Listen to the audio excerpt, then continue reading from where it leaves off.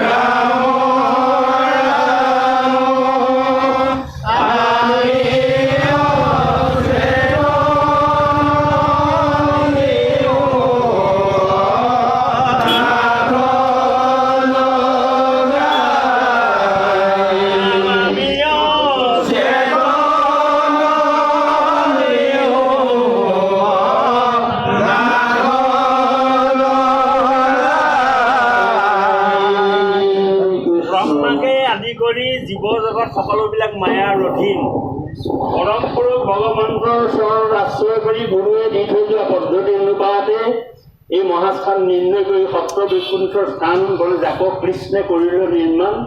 এয়াইকে ৰক্ষা কৰি ভগৱন্তৰ এই পদৰ চিহ্ন প্ৰথম পৰ্যায় হিচাপে জীৱই তৰণৰ উপায়ৰ অৰ্থে চিন্তা কৰি এই মহাস্থানলৈ বৈকুণ্ঠ সদৃশ ভগৱন্তৰ নিৰ্গুণ ব্ৰহ্ম নাম গ্ৰহণ কৰিবৰ অৰ্থে প্ৰথম জীৱই ইয়াকে পদাৰ্পণ কৰিবৰ কাৰণে প্ৰথম এই গেটখনি মায়া ছেদ কৰি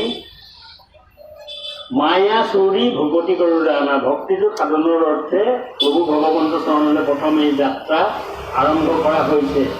এই আজি এই গেট ভাগি অৰ্থাৎ এই দুৱাৰ উন্মোচনৰ অৰ্থে প্ৰভু ভগৱন্ত চৰণৰ সেৱা কৰোৱা গৈছে।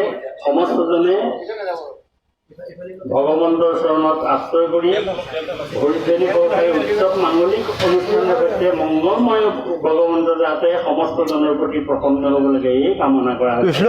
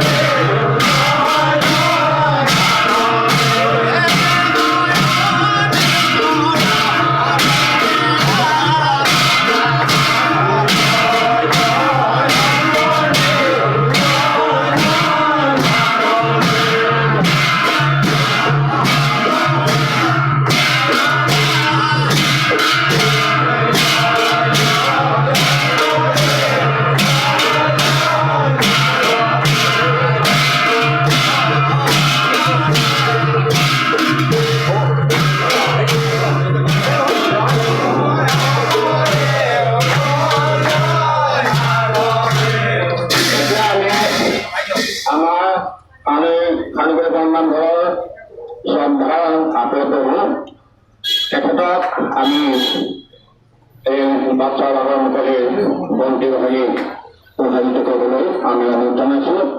আৰু তাৰ লগতে আমাৰ নিৰ্মাণ সমিতিৰ যিজন আহ্বায়ক বীৰেন শইকীয়া প্ৰভু তেখেতকো এগছি বন্তি প্ৰজ্বলিত কৰিবলৈ আমি অনুৰোধ জনাইছোঁ। তাৰ পাঁচ মুহূৰ্তত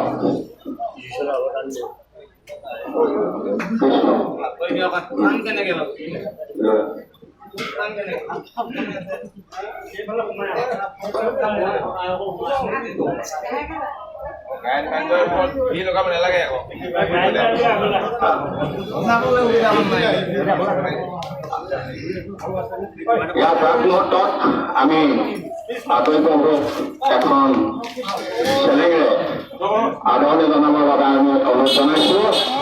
তেখেতক আদৰণি জনাব সাৰনগৰী বৰনামঘৰৰ এজন উপদেষ্টা শ্ৰীযুত বীৰেন চাংমাই প্ৰভু। এয়া আমাৰ আতৈ প্ৰভুক তেখেতে শ্ৰদ্ধা জনাইছে। কৃষ্ণ হৰি। ইয়াৰ পিছতে আমাৰ আজি বাচ্চাৰ বাগী মুকলি অনুষ্ঠানৰ বাবে অনুষ্ঠান হিচাপে যাক আমি আদৰণি নিমন্ত্ৰণ জনাই আনিছোঁ, তেখেতক এখন চেলেঙেৰে আদৰণি জনাব সাৰনগৰী বৰনামঘৰৰ অন্য এজন উপদেষ্টা শ্ৰীযুত ভুৱনেশ্বৰ প্ৰভুৱে।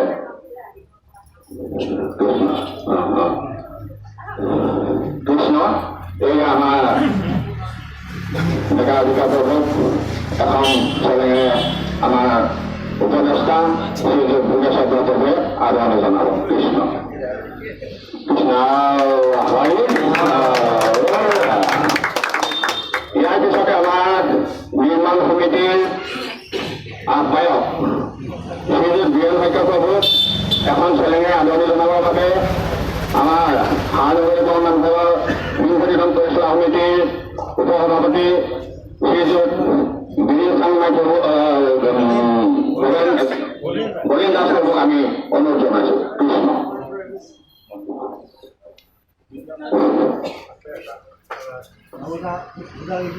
ইয়াৰ পিছতে মই সম্বোধনজনক আগবঢ়াইছোঁ বিংশতম পৰিচালনা সমিতিৰ সন্মানীয় সভাপতি শ্ৰীযুত পদ্মেশ্বৰ শইকীয়া ডাঙৰীয়াদেৱক।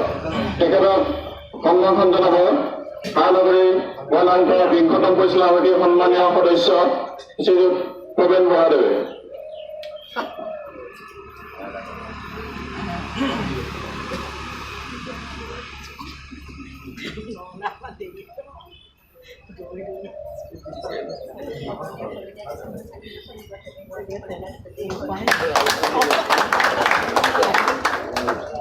ইয়াৰ পিছতে মই সন্মান জনাব লৈছোঁ মুখ্য যিজন ব্যক্তিয়ে আমাৰ এই বাচ্চাভাগী সুন্দৰভাৱে সজাই পৰাই আমাক সাৰনগৰী বৰনামঘৰৰ সকলো ভক্তপ্ৰাণ ৰাইজ তথা নামৰবাসী ৰাইজলৈ আগবঢ়াই দিছে। সেইজন শিল্পী শিমলুগুৰিবাসী নিবাসী শ্ৰীযুত বিতুপন মহন্ত। তেখেতক আমি এখন চেলেং চাদৰে সম্বৰ্ধনা জনাব বিচাৰিছোঁ। তেখেতক সম্বৰ্ধনা জনাব সাৰনগৰী বৰনামঘৰৰ বিংশতম পৰিচালনা সমিতিৰ সাংস্কৃতিক বিভাগৰ সম্পাদক শ্ৰীযুত বাটু চুবুৰী ডাঙৰীয়াই।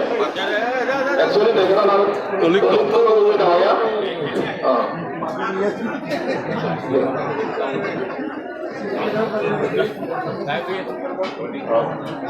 সাংস্কৃতিক বিভাগৰ সম্পাদক ললিত চৌধুৰী ডাঙৰীয়াই বিতুপন মহন্ত ডাঙৰীয়াক সম্বৰ্ধনা জনাইছে।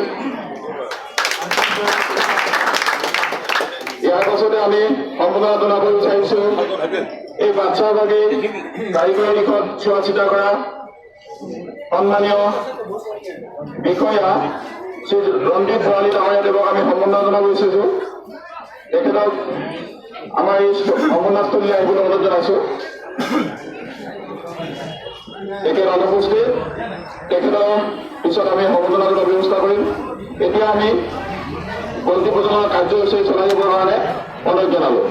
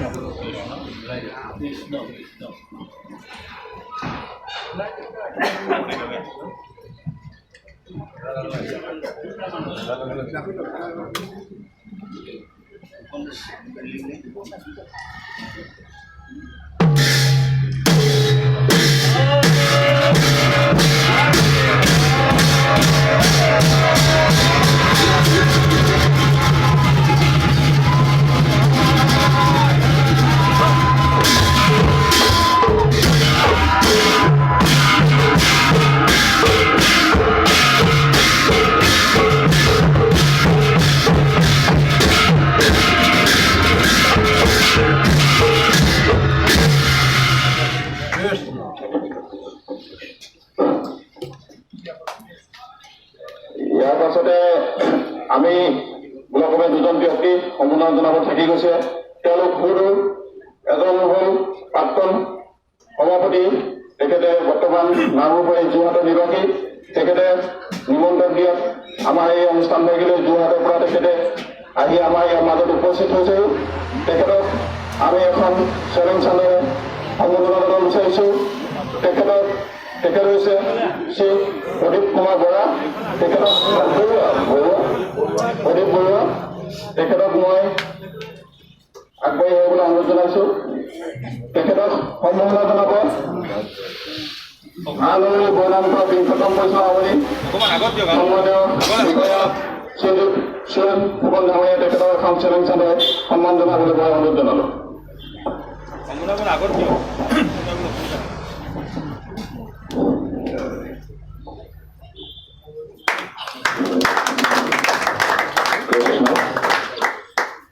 ইয়াৰ পাছত আমি পৰম সৌভাগ্যৱান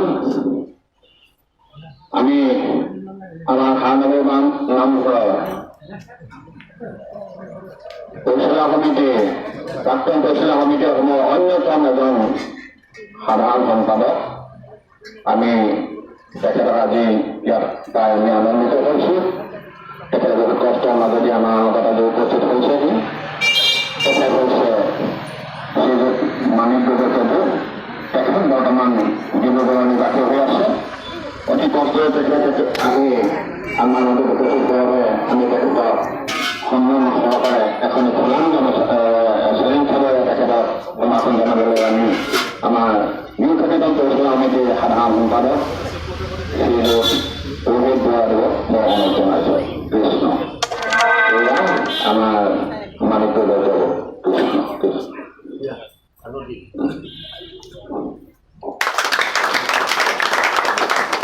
ইয়াৰ পাছত আমি আমাৰ এই বাচ্চা ভাগি মুকলি কাৰ্যসূচী ঘোষণা কৰিবৰ বাবে আমি আমন্ত্ৰণ জনাই অনা শিৱসত্ৰ ডেকা সত্ৰাধিকাৰ শ্ৰীযুত বীৰেন্দ্ৰ প্ৰভুক আমি অনুৰোধ জনাইছোঁ। কৃষ্ণ। তেখেতে বক্তব্যৰে আমাৰ এই বাচ্চা ভাগি যাতে মুকলি কৰে।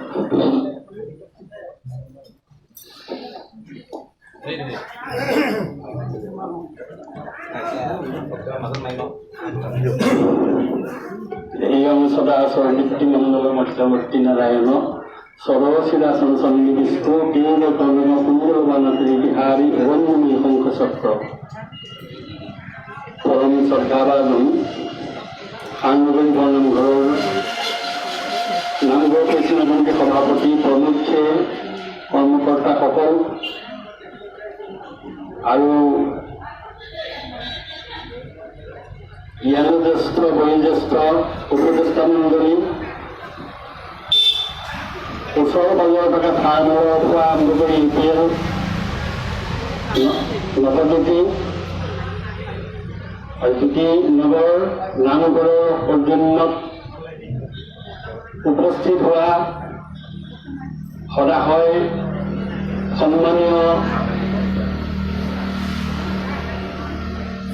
সন্মানীয় বিষয়ববীয়া হিচাপে সভাপতি নামঘৰীয়া সকলোৰে প্ৰতি মই শ্ৰদ্ধা নিবেদন কৰিছোঁ। আৰু আমাৰ উপস্থিত আইসকল বাপসকল বন্ধু বান্ধৱ সকলোৰে প্ৰতি মই শ্ৰদ্ধা নিবেদন কৰিছোঁ। আজি এই মহামহোৎসৱ হিচাপে সাংগঠনিক নামঘৰৰ প্ৰাৰ্থনা ভাগ ৰাইজৰ সহযোগ হিচাপে গ্ৰহণ কৰি দান বৰঙণিৰ যোগেদি যি এভাগ সুন্দৰ পৰ্যায়ত বাটচৰা তৈয়াৰ কৰি প্ৰভু ভগৱন্ত চৰণৰ কল্পনাকাৰী কৰিছে, সমস্ত তেওঁকৰি প্ৰতি প্ৰথম মই নশলাগি নোৱাৰোঁ। যিহেতু চৈতন্য পুৰুষ পৰমাত্মা ৰূপে হৰি হৃদয়ত আচন্দ প্ৰকাশী, তাতে সেই ইন্দ্ৰিয়জনৰ ভিতৰত প্ৰাণৰূপ প্ৰভুকে যথেষ্ট জল ৰাখি, প্ৰভুকে যথেষ্ট জল ৰাখি আমি সকলোতে দিব হৈছে জ্বৰ, যিটো চৈতন্য ভগৱন্ত আৰু সেই চৈতন্য ভগৱন্তৰ স্থান সৌন্দৰ্য বৈকুণ্ঠ স্থান নিৰ্ণয় কৰি এক সুন্দৰ আৰ্হি ৰক্ষা কৰি এই আজি মহাপুৰুষৰ আৰ্হিৰ সৈতে এই বাটচৰা ভাগত আমি অৱতীৰ্ণ হৈছোঁ। এই বাটচৰা ভাগৰ বিশেষ ধৰণে মই তাৎপৰ্যপূৰ্ণ হিচাপে বহু কথা আছে যদিও মই সিমানখিনি কথা ব্যক্ত নকৰোঁ। সময় লৈ প্ৰভু ভগৱন্ত চৰণৰ কৰণাপূৰ্ণ হৈ দুআষাৰ মই কথা আপোনালোকৰ আগত অৱগত কৰিব বিচাৰিছোঁ। বাট শব্দ হৈছে পথ, অৰ্থাৎ ৰাস্তা। ৰাস্তা হৈছে ভগৱন্তৰ স্থানলৈ অহাৰ শুদ্ধ জ্ঞানৰ এক ভিত্তিমন্ত চৈতন্য জাগৃত কৰিব পৰাকৈ জ্ঞানৰ জ্যোতি বিচাৰি গুৰুৱে দি থৈ যোৱা এটা পথ, আৰু সেই পথেই হৈছে বাট। বাট চৰা বুলি কওঁতে এটা মুকুট, চৰা বুলি কওঁতে ভগৱন্তৰ যিটো মুকুট পৰিধান কৰি থাকে, এই মুকুটৰ মৈৰা পাখিৰে সৈতে অৱতীৰ্ণ হৈ চৰাৰ ওপৰে মৈৰাৰ পাখি, এনেধৰণৰ চৈতন্য ৰূপ ভগৱন্তৰ দি থৈ যোৱা চেহেৰাৰ সৈতে যিটো পথৰ যোগেদি মায়া ত্যাগ কৰি ভগৱন্তৰ স্থানলৈ সমস্তজনী নিজৰ জীৱনক নিবেদন কৰি ভগৱন্তৰ চৰণক আশ্ৰয় কৰিবৰ কাৰণে আহে, এয়ে হৈছে বাট, আৰু সেইটো হৈছে পথ। আৰু বাটচৰা বুলি কওঁতে আমি যি স্থানত ভগৱন্তৰ নিৰ্গুণ ব্ৰহ্ম নাম গ্ৰহণ কৰি গুৰু আৰ্হি ৰক্ষা কৰি এক মূৰ্তিমন্ত ভগৱন্তৰ স্থানলৈ হৃদয়ত বোধেৰে সৈতে এক পৰম ঈশ্বৰৰ চিন্তাৰ ক্ৰম আমি ৰক্ষা কৰিব বিচাৰোঁ হৃদয়খনৰ যোগেদি। সেই হৃদয়খনৰ যোগেদি প্ৰাণ লোৱা আৰু সেই পথ ভাগিয়ে আশ্ৰয়ৰ স্থানটো হৈছে প্ৰথম বাটচৰা। এই বাটচৰাটো যোগেদি গুৰুৰ আৰ্হি ৰক্ষা কৰি জীৱনৰ প্ৰত্যেকটো মুহূৰ্ততে ভগৱন্তক স্মৰণ কৰি অজ্ঞানমুখী হৈ এক ঈশ্বৰ কৰ্মৰ যোগেদি আগবাঢ়ি যোৱা। আৰু সেই দ্বিতীয়টো বাটচৰা আপোনালোকে মন কৰক, এয়া হৈছে কৰপোতে বুলি কৈছে। ইয়াত আঁঠুকাঢ়ি সেৱা ভাগ কৰি ভগৱন্তৰ স্থান বন্ধন কৰা দুৱামুখত আছে আমাৰ সিংহ দুজন, নেগুৰ থকা সিংহ, অৰ্থাৎ আমাৰ হৃদয়ত নাম থকা স্বত্বেও সিংহৰ নাম সিংহ থকা স্বত্বেও আমি বুজি নাপাওঁ নিজক। বুজি নোপোৱাৰ কাৰণে এই সিংহৰ প্ৰতিবিম্ব নেগুৰৰ লগত তুলনা কৰিছে, অৰ্থাৎ কিন্তু ভিতৰতে সোমাই গৈ এই বাটচৰাটো পাৰ হৈ পেলাই কৰপাত বুলি কয়, অৰ্থাৎ দুটা হাত জোৰ কৰি ভগৱন্তৰ চৰণত নিবেদন কৰি নিজৰ জীৱনত ভগৱন্তৰ চৰণত অৰ্পণশালী কৰাটোকে কৰপাত বুলি কয়। তাৰপিছত এটা জাপিৰে সৈতে এটা দুৱামুখত বাটচৰা আছে। এই জাপিটো হৈছে অন্য কথা একো নাই, জগ জন জীৱন অজন জনাৰ্দন জমিত দমন দিব হাৰি। তাত ভগৱন্তৰ নিৰ্গুণ ব্ৰহ্ম